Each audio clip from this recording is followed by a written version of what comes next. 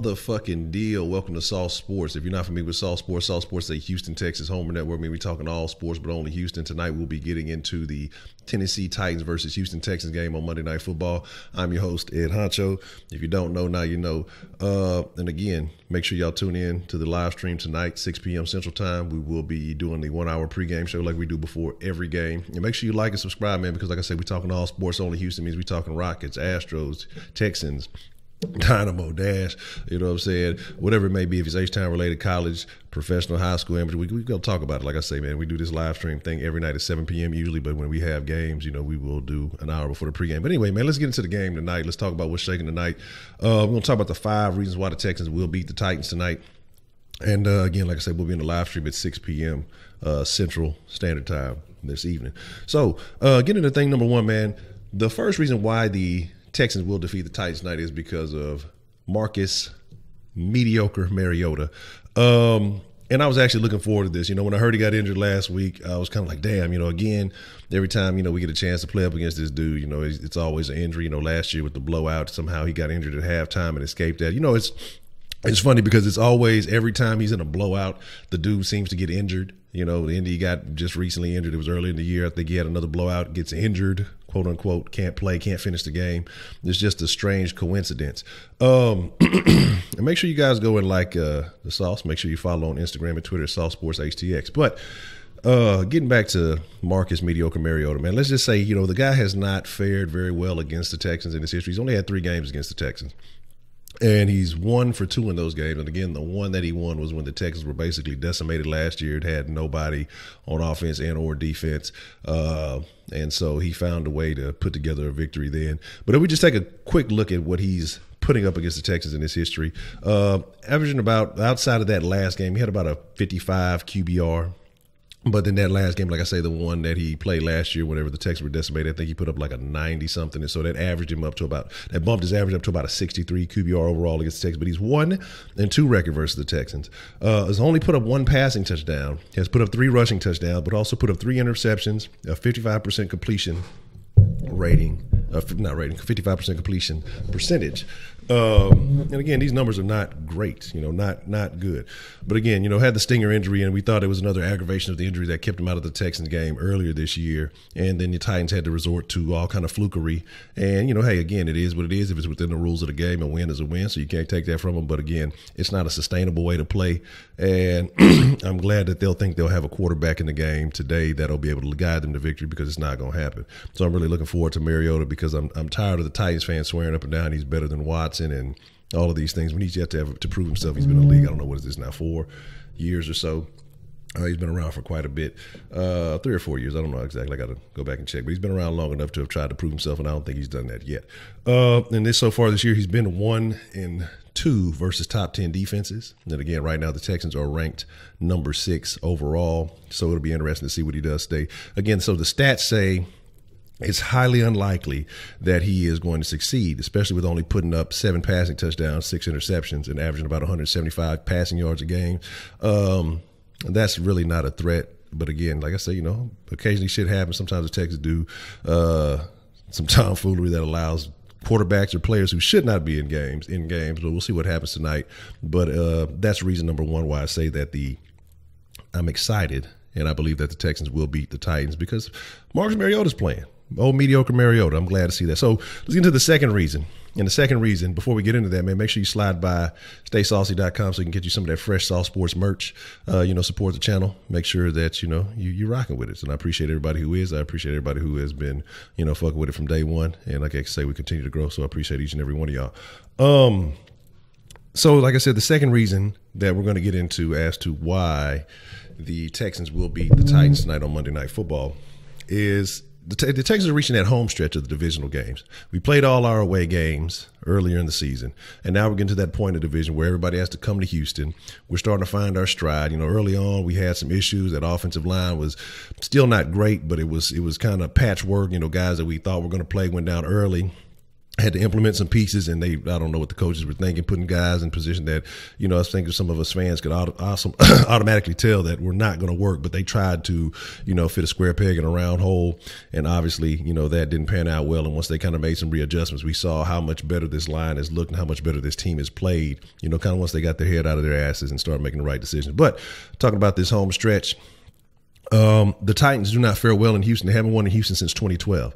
And so that tells you it's going to be a tough battle. Even with the Texans having their ups and downs throughout these years, the Titans still do not find a lot of success in the city of Houston. Once we kicked their asses out, we didn't welcome them back. And so when they come here, they definitely struggle to get a win. They have not put up more than 24 points in the last decade in Houston, and they're averaging about 15.5 points right now. So again, this season. And so it's not looking good that they're going to come here and really be able to put the numbers up, really run the numbers up. And with the Texans average about 24 points a game, I think that should be good enough to secure a victory. But I'm hoping for a little bit more. I'm hoping to see a repeat of last year's matchup.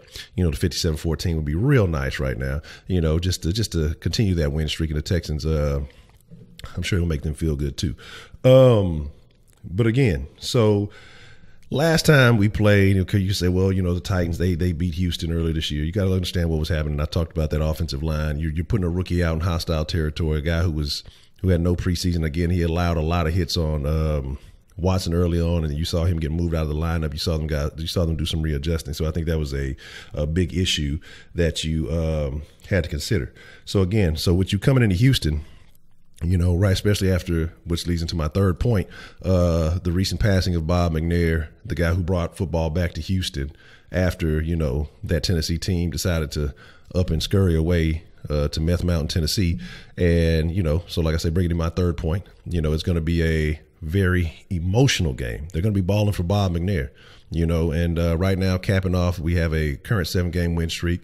Devastating event for the team, devastating for a lot of people in the city of Houston. I know there's a lot of differing opinions on Bob McNair, but ultimately he was the man that brought football back to Houston. That's why we have Saw Sports now, because if there was no football in Houston, well, we probably still have Saw Sports. Probably be talking more about Rockets, but then none of y'all be watching, because whenever we talk Rockets and other sports, don't nobody ever want to watch. But when we talk football, y'all coming pouring in, so it is what it is. But you have him to thank for bringing football back to Houston. It's very interesting because, I think he's a South Carolina guy. You notice the Texans have a very heavy Carolina presence, guys from teams in South Carolina or players from South Carolina. So I find that very interesting. But it is. So they'll be balling for Bob. The recent passing of him, he passed on Friday. And so they'll have the markers on the field, a little RCM on the field. And it's already a hostile place for the Titans to play. And I think it's going to be that much more so, when they come here.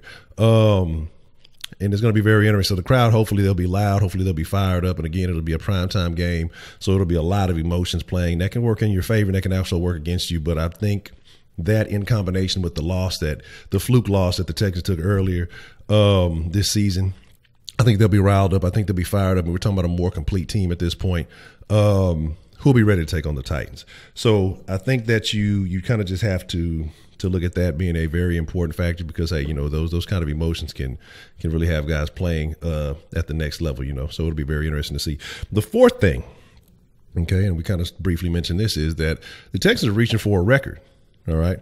I want to say it was 2012, one of them, I think it was 2011, was the Texans' longest win streak was 7 games. They've matched that. And so tonight they have a chance, and again, like I say, with all the things going on, in addition to this, to extend that to 8 games straight against the Tennessee Titans, who is the old Houston team, again, who we have not welcomed back. We never will welcome back. Ain't no love for y'all.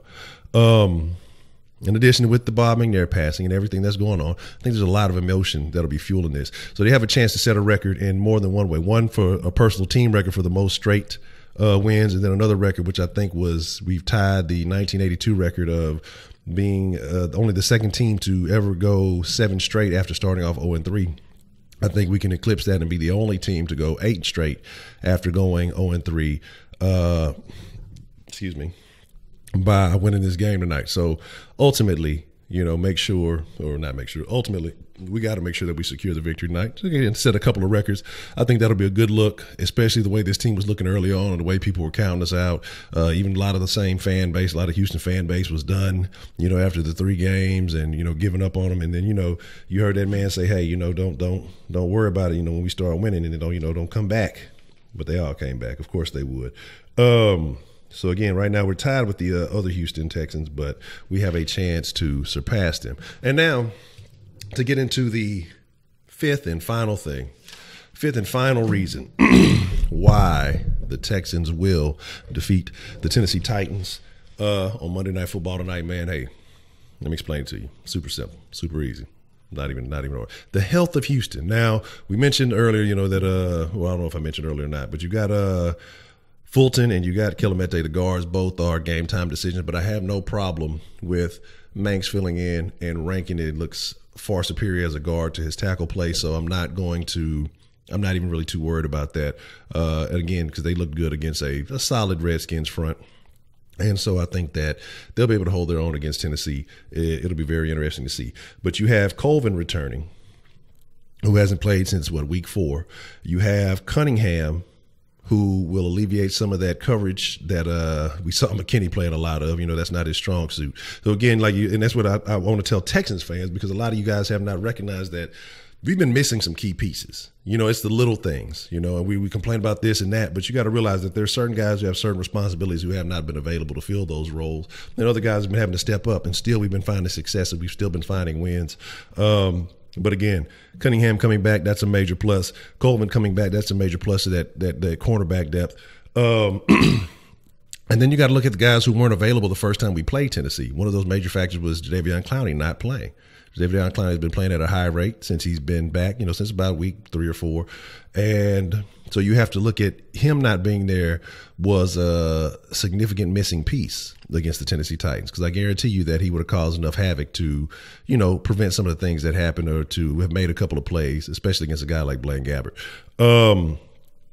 Kiki Kuti, an integral part of this offense, was not available against Tennessee initially.